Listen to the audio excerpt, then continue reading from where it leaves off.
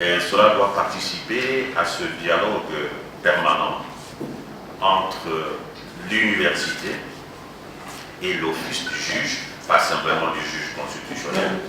Demain, il faut qu'on doit assister à ce dialogue-là entre l'université et le juge de la légalité ou même le juge judiciaire. Sentez-vous honoré par la production que vous venez de faire, parce que là vous donnez un outil important pour l'université, mais aussi pour les praticiens de droit. Sous les titres tout aussi évocateurs, sous la houlette de la Cour constitutionnelle, une jurisprudence entre guillemets qui ne peut faire jurisprudence. Au nom de la science,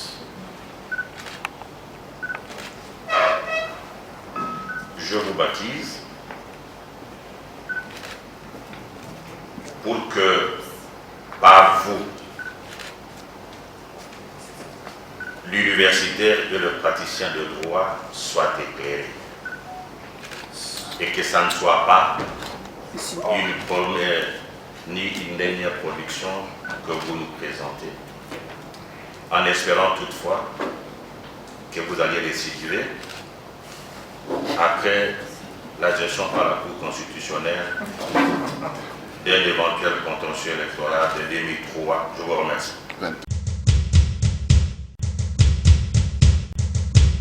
Il a présenté le contenu de ce livre. Ce n'était pas facile, il l'a lu comme il a dit en 2 nuits, parce qu'il lui a été remis il n'y a pas longtemps.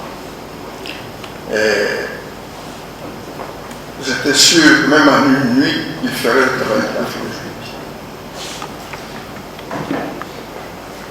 Je le remercie pour ce travail d'analyse qui fait comprendre l'ouvrage.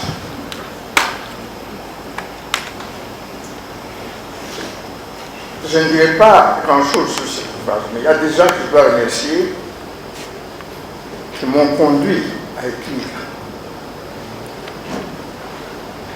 C'est vrai que sur certaines questions, je m'étais déjà prononcé dans la presse en particulier, mais l'idée d'écrire toute une pensée sur cette jurisprudence m'est venue de la part des juristes. C'est pour ça que je pense que je suis fondé à le faire. À 2 reprises à Lubumbashi, des jeunes gens m'ont fait part de leurs inquiétudes sur le cheminement pris par la Cour constitutionnelle. Et ici, un jeune ami, un jeune collègue, magistrat, mais qui n'est pas de la Cour constitutionnelle, m'a également, alors cette fois-ci, déterminé vraiment à rédiger cet ouvrage.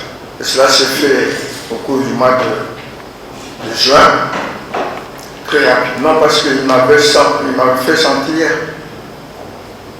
l'utilité et l'importance d'un tel travail. Et j'ai discuté de certaines de mes thèses avec beaucoup de mes anciens étudiants qui sont aujourd'hui des magistrats, qui sont très bien placés, dont certains ont été ou sont à la Cour constitutionnelle. Et j'ai senti que ce besoin existait. Même si, comme je dis dans le livre, il ne faut pas attendre d'eux-mêmes des magistrats l'initiative. Si nous leur demandons ça, nous les gênons pour rien. Sachant qu'ils ne peuvent peut-être pas oser rompre, sauter le pas, faire cette révolution de rupture. Mais si tous les autres juristes, qui, comme je le dis, sont soucieux de la qualité de notre droit et de notre justice, s'y mettaient pour les pousser, pour les encourager justement, nos magistrats, à cette fois-ci revirer effectivement, comme ils le disent dans certains arrêts, à changer de jurisprudence. Parce qu'il n'est pas bon que le droit posé étant là, clair, simple, dans la Constitution, donc la loi fondamentale, et dans les lois qui concernent d'ailleurs ces juridictions, on le met de côté, et vous lirez le livre, vous verrez, la Cour dit même qu'elle sait que c'est ça le droit, mais elle met de côté. Mais elle ne justifie pas à suffisance pourquoi elle met de côté. Et par quoi elle remplace ce droit posé clair par quelque chose qui soit valable aussi. Moi, je comprends très bien la démarche, disons, intellectuelle et un peu psychologique aussi des magistrats. C'est pour cela que je les incite à ce que j'appelle le devoir d'ingratitude.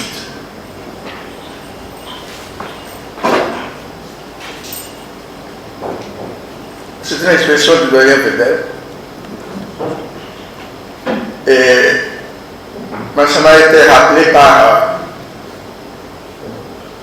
le président Badinter quand il est nommé au Conseil constitutionnel par le président Mitterrand comme président. Il vient dire, François, je te remercie beaucoup, mais tu sais que dorénavant, je devrais te manifester de l'ingratitude. Je ne vais pas me comporter en tenant compte du fait que c'est toi qui m'as nommé. C'est ça qu'il faut faire.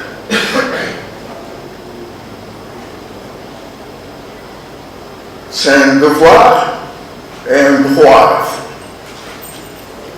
Je crois qu'au sommet où ils sont de la magistrature, au sommet du savoir, de l'expérience, parce que pour y arriver, on ne prend pas un magistrat qui vient d'être nommé substitut ou quoi que ce soit, non. Ils ont derrière eux un appui fait d'expérience, de savoir et du statut que leur confère la Constitution pour dire non, pour dire c'est ça et c'est pas ça. C'est à cela que je les incite. Et en étudiant les conditions d'effectivité de l'indépendance de la magistrature, je conclus à rappeler l'obligation de respecter et d'appliquer ses responsabilités au Conseil supérieur de la magistrature, l'organe de gestion du pouvoir judiciaire indépendant. Donc en fait, c'est lui le garant de l'indépendance du pouvoir judiciaire. Que le Conseil supérieur de la magistrature prenne ses responsabilités pour défendre cette indépendance. Je vilipende largement les politiciens dans cet ouvrage qui ont tout fait pour réduire, avilir nos magistrats. Ils sont entraînés dans, je dis, la boue puante de la politique. Place où ne pouvaient pas se trouver les magistrats. Si tous les juristes nous nous liguons, les magistrats auront la force de résister aux velléités des politiciens d'amener la politique dans le prétoire. Et ils le font allègrement. Et d'ailleurs, quand je dis que les magistrats se sont également plaints, c'est pour ça que je me dis cet ouvrage, moi pour moi, les magistrats s'y retrouvent. Les magistrats disent que les politiques leur ont passé patate chaude. Mais refusez la patate chaude. Ne vous brûlez pas les mains. Et la patate chaude a été passée plusieurs fois. Il faut arrêter. Moi, je respecte trop la justice et le magistrat,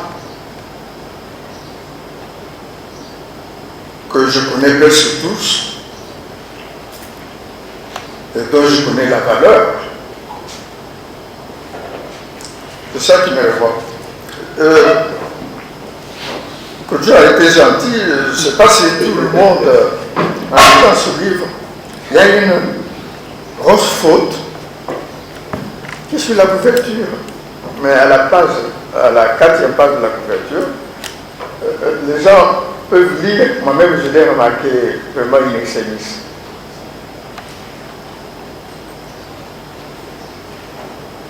J'ai raison par honnêteté de vous la signaler. Tu as lu Errare humanum est, c'est persévérare, c'est écrit persévérare. Voilà, c'est ça. Donc, ça passe inaperçu, invisible. C'est persévérare diabolicum.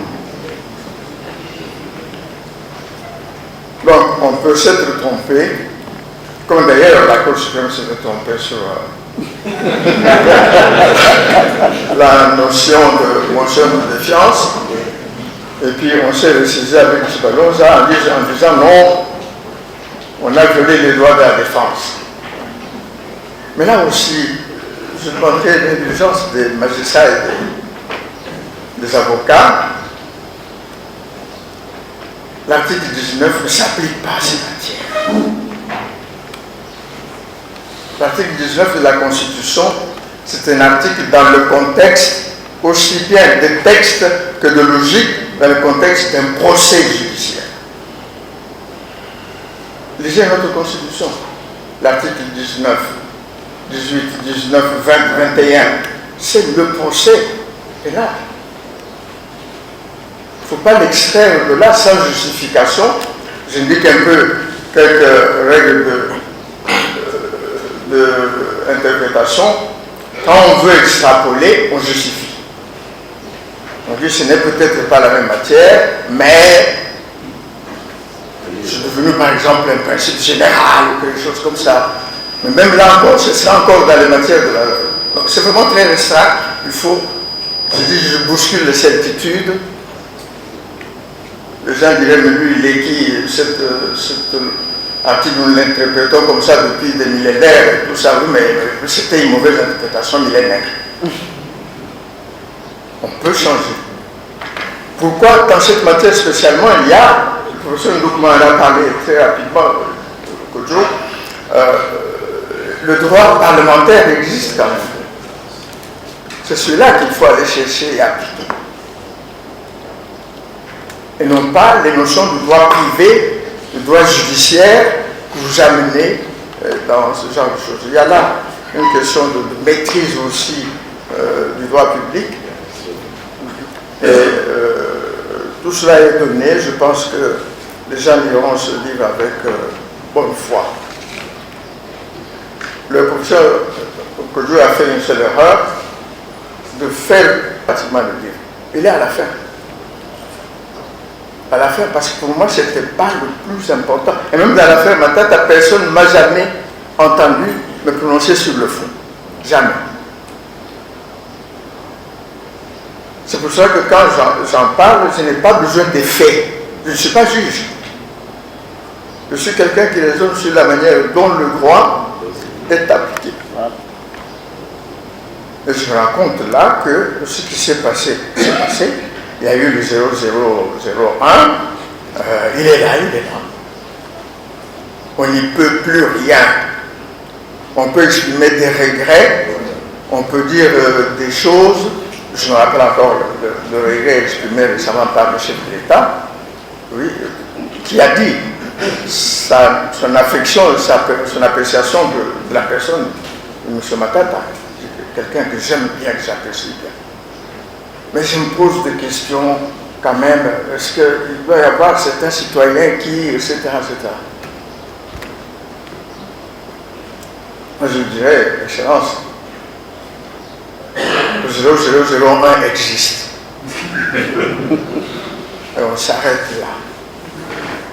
Maintenant, la notion de revirement qui a beaucoup scandalisé les gens, le revirement n'est pas scandaleux en soi. C'est une pratique normale. Mais il faut le motiver. Et la Cour s'y est prise dans 2 arrêts. Je ne sais pas si les gens se rappellent. Dans le 18 1968, l'article 168 de la Constitution, la valeur de l'autorité de l'arrêt de la Cour. Et elle s'est sentie obligée de revenir encore sur cette affaire pour justifier le revirement. Mais là encore, avec une interprétation qui est une erreur. Le revirement, c'est pas ça. Le revirement, ce n'est pas modifier le fond d'un jugement pour que la même affaire continue avec les mêmes parties devant les mêmes juridictions. Le revirement, c'est une sorte de décision de principe qui va valoir pour l'avenir. Ces questions, je les aborde d'une manière tout à fait simple, sans animosité, sans passion dans l'ouvrage, parce que pour moi, il n'y a pas de raison d'être passionné pour cela. Et donc, les gens qui ont appris, j'ai vu dans certains réseaux sociaux, peut-être elle vient à la charte. Ça n'a rien à voir. Rien à voir. Et on aborde parmi les arrêts emblématiques de cette tendance. C'est tout. Il y a plus que l'affaire. Mais si les gens veulent connaître ma position là-dessus, je dis c'est fait, c'est fait. Omnia facta. Tout est fait. Omnia consumatum est. Tout est consommé. C'est terminé.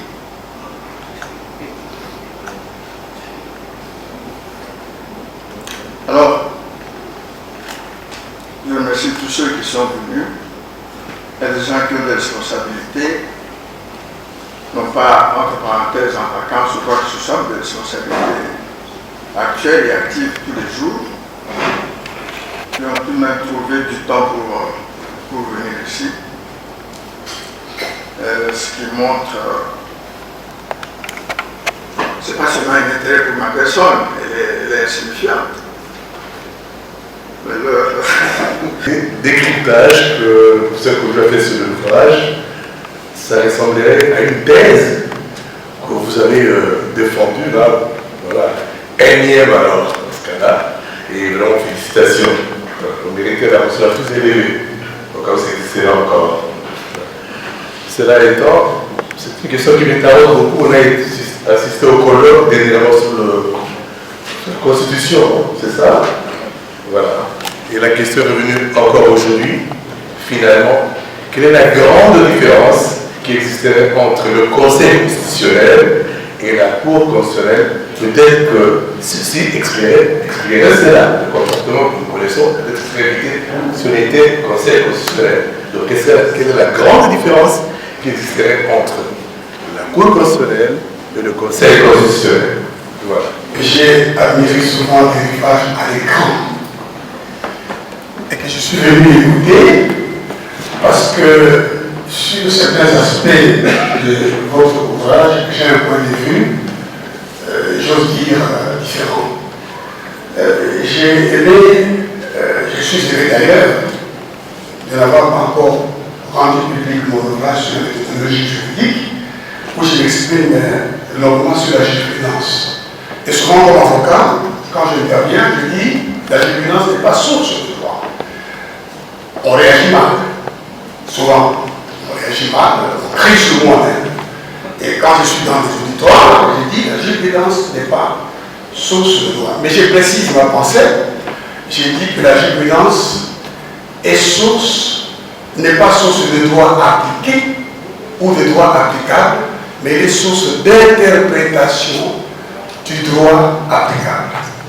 Alors que la doctrine est source d'études et de systématisation du droit applicable. C'est ce que j'ai dit dans l'ouvrage que j'ai lu à mon public bientôt. Et quand je vous ai lu, vous avez relevé que la jurisprudence n'est pas source de droit. Et ça me permet de vous citer dans l'ouvrage de compléter ma pensée. Et donc, je me réjouis de cette publication. Et je suis tout à fait d'accord avec vous. Lorsque vous stigmatisez l'errance, n'est-ce pas, jurisprudentielle, elle ne commence pas avec la Cour constitutionnelle, hein, déjà avec la Cour de cassation. Par exemple, dans l'affaire Caméré, l'on a dit, voilà, il ne suffit pas, il n'est pas nécessaire que la personne qui est poursuivie pour détournement ait eu, n'est-ce pas, des deniers entre ses mains. Il suffit que ces fonds aient mis à sa disposition. Et on cite la jurisprudence et on s'appuie sur elle pour prendre une décision. Alors que les juges congolais n'a d'autres maîtres, d'autres autorités que la loi. Et c'est là que la Constitution, à la rédaction à laquelle vous avez participé, a eu tort, a été abracadabrantesque, parce qu'elle affirme d'une part que les magistrats ont pour seule autorité la loi, donc ils interprètent et appliquent la loi, mais et ce qu'il prend comme décision fait jurisprudence, mais la jurisprudence on le sait, est rétroactive, elle est incertaine.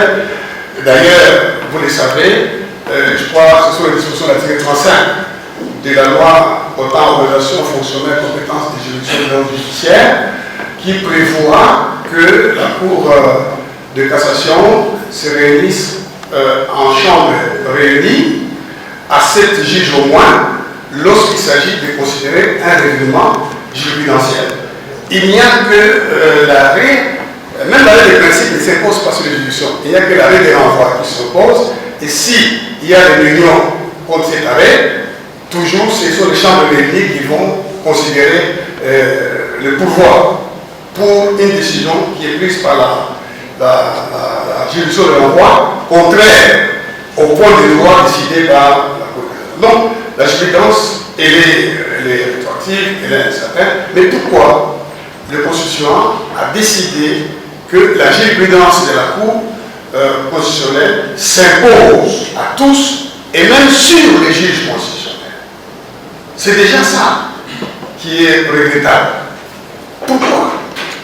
Parce que, comme je l'ai dit, la jurisprudence n'est pas source de droit applicable, mais source d'interprétation. C'est une interprétation sur laquelle la Cour peut revenir. Le RP 001, moi je vais le lire, dit que la Cour constitutionnelle n'est pas compétente pour juger un ancien Premier ministre, un ancien chef de l'État. Il s'agit d'une compétence personnelle qui s'apprécie au moment des faits et non au moment des poursuites. Donc c'est un principe simple défini par Faustin Hélie. Ici, il s'agit d'une compétence personnelle. Donc le juge constitutionnel et juge pénal du chef d'État pour des infractions précises. N'est-ce pas? Il n'y a pas un autre juge. Il n'y a pas un autre juge pour juger le président de la République qui aurait commis des infractions pendant qu'il était en fonction ou à l'occasion de l'exercice de sa fonction. Alors si maintenant il cesse ses fonctions, on va dire que parce qu'il a cessé ses fonctions, on ne peut plus le poursuivre. En vertu de quel principe constitutionnel? Voilà, donc sur ce point-là, je vous ai entendu dire le RP 001 est là, on n'y peut rien. Moi je pense qu'on y peut quelque chose. C'est ça mon côté. Nous avons suivi avec intérêt, et surtout le professeur Pierre nous a pris l'ouvrage, mais apparemment vous attaquez au pouvoir régulateur de la Cour constitutionnelle, que la Cour constitutionnelle soit attribue ses compétences. Mais ces compétences, si je compte de moi, sont absolument nécessaires pour prévenir la paralysie de l'institution, c'est comme ça qu'on l'explique, prévenir la paralysie ou remédier à ce genre de problème lorsqu'il intervient. Vous avez fait une comparaison tout à l'heure, je crois qu'il y a un professeur qui a posé la question, celle de savoir quelle différence y a-t-il entre la Cour constitutionnelle et le Conseil constitutionnel français. Alors, moi, ma question est la suivante. Vous n'avez pas dit, placer un mot, c'est ce que je voudrais avoir comme réaction de votre part sur le pouvoir régulateur de la vie politique, de la vie des institutions politiques et des attributions de pouvoir public en Afrique. En Afrique. Parce qu'il y a des pays comme le Gabon, le Djibouti, ainsi de suite. C'est vrai que le pouvoir de la Cour constitutionnelle sont codifiés, mais au-delà, à la fin, il précise qu'au-delà de ce pouvoir, de ces compétences qui sont attribuées au Cour constitutionnelle, ils ont aussi un pouvoir régulateur pour compléter la liste. Qu'est-ce que vous en dites? Et si jamais un jour le Congo arrivait à prendre des dispositions de genre, est-ce que le problème serait-il résolu? Merci. D'abord, ce n'est pas seulement une différence de terminologie. Aussi, dans l'ouvrage, j'ai bien insisté sur la différence entre notre Cour constitutionnelle et le Conseil constitutionnel français. La désignation n'est pas importante. On peut appeler une juridiction, on peut l'appeler conseil, on peut l'appeler commission, etc. L'essentiel, c'est la fonction, la mission que cette institution exerce. Même en droit international, on attribue la dénomination de juridiction à des formes tout à fait différentes, qui ne sont pas que des tribunaux, cours, etc. Donc, la différence n'est pas à chercher dans les dénominations. La différence est à chercher dans les missions et peut-être la composition et l'autorité des décisions prises par les organes. Je dis que notre Cour constitutionnelle a été voulu dès le début comme un tribunal, en tout état de cause, une Cour constitutionnelle avec des compétences bien spécifiques. Et la grande différence, je ne la fais même pas seulement à ce niveau-là, je la fais dans l'autorité de la jurisprudence de chacune de ces deux institutions. Notre Cour constitutionnelle a tous les matériaux sous la main. Notre Constitution comprend tous les éléments, toutes les notions nécessaires à être appliquées dans les différentes situations. Et je dis ça parce que même dans les cours de droit constitutionnel au Congo ici, les jeunes gens apprennent la notion de bloc de constitutionnalité. Je dis inutile. Dans notre contexte, c'est inutile. C'est un concept qui a été forgé par le Conseil constitutionnel français, comme le professeur Djoko l'a dit ici, pour intégrer l'ensemble des choses qui n'étaient pas dans la Constitution. Alors que chez nous, nous avons toutes les générations des droits de l'homme, par exemple, et des libertés dans notre Constitution. Tout le titre 2 de la Constitution est consacré à cela. Dans la Constitution française, stricto sensu, vous avez pratiquement rien sur les droits de l'homme. C'est comme ça que le Conseil constitutionnel a dû forger les éléments du fondement de ses compétences en recourant à leur source fétiche, c'est la Déclaration des droits de l'homme et du citoyen de 1789, qui est vraiment le socle des droits en France. Et puis, le préambule de la Constitution de 1946, la 4e République, qui reprenait certaines notions, et même dans le corps de la Constitution de la 4e République, il y avait des droits civils, politiques, culturels et sociaux. En reprenant cela, on intègre ces notions qui ne sont pas dans la Constitution 58, on les intègre dans la Constitution. Et de telle sorte que le droit constitutionnel français ne concerne pas l'étude de la Constitution, parce que sur certaines questions, elle est squelettique, il fallait inventer cette notion de bloc de constitutionnalité. Pour, en plus de la Constitution, intégrer d'autres sources. On n'a pas besoin de cette notion. Et quand la Cour, ça revient peut-être au dernier intervenant, quand la Cour doit appliquer, trancher un litige ou une situation, elle le fait en appliquant le droit. Et je dis que notre droit, que la Cour doit appliquer dans cette matière, aussi bien la Constitution que les lois qui concernent la Cour, notre droit est complet. La Cour n'a pas recouru à d'autres. Par exemple, le professeur Kodjo a dit explorer les horizons. On trouve cette expression dans les arrêts de la Cour. Quel horizon la Cour va-t-elle explorer? Il n'y a pas à chercher des horizons nouveaux. Tout est dans la Constitution. Je dis dans le texte, je dis, elle n'a qu'à, tout simplement pour ainsi dire, je dis d'ailleurs pour ainsi dire, appliquer la Constitution et tout ce qu'elle comprend. Je vois ici un jeune chercheur qui a critiqué certains arrêts de la Cour.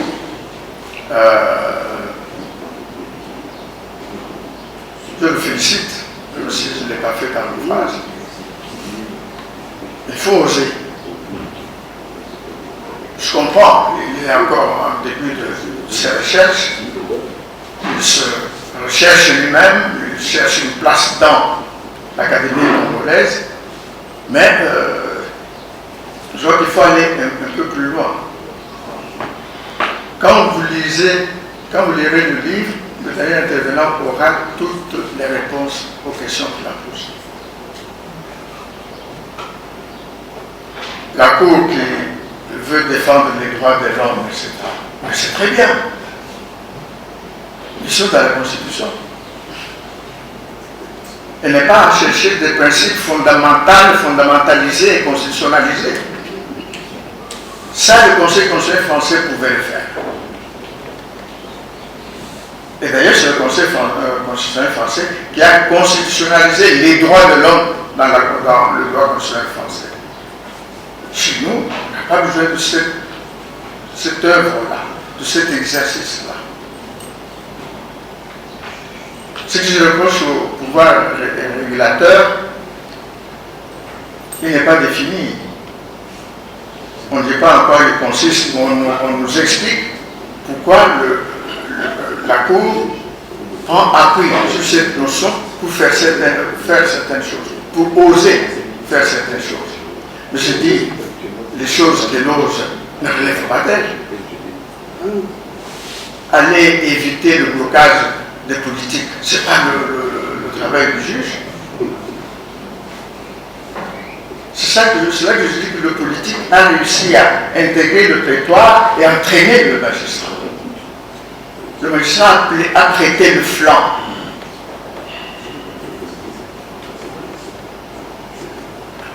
À une situation politique, une solution politique, et la solution politique, elle est dans la Constitution.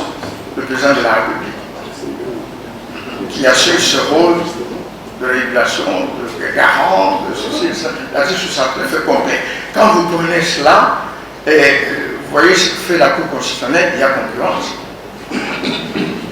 Déloyale, parce que chez l'un c'est constitutionnel, chez l'autre c'est pas constitutionnel. Et puis, on a cité le Gabon. Le Gabon, c'est dans la Constitution que c'est écrit. Et pourtant, on a insisté. Ces constitutions ne parlent pas de pouvoir régulateur. Ces constitutions parlent d'organes régulateurs. On énumère les attributions, les compétences, et souvent, on ne termine par dire le Conseil constitutionnel, la Cour constitutionnelle est un organe régulateur. Mais ce rôle-là, à la limite, je l'ai accepté pour notre cours, si vous lisez l'ouvrage. Mais elle n'exerce pas les attributions que lui donne la Constitution. Regardez, veillez à la régularité des élections. Le président de la République. publique, etc. Se prononcer sur la constitutionnalité des actes, notamment des lois et des actes législatifs. Trancher certains conflits entre les juridictions, conflits d'attribution, on parle, vous savez, c'est très limité. C'est par l'exercice de ces compétences-là que la Cour exerce son rôle d'organe régulateur, si on veut nécessairement